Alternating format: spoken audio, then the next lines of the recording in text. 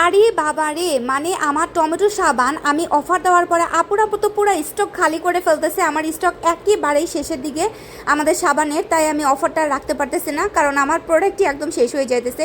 এটা হচ্ছে আমাদের টমেটো হোয়াইটেনিং সাবান। প্রত্যেকটা আপু বেশি করে অর্ডার করতেছে, কারণ এমন অফার দিছি যা আমি আমার বিজনেস লাইফে এর আগে কখনোই দেই নাই।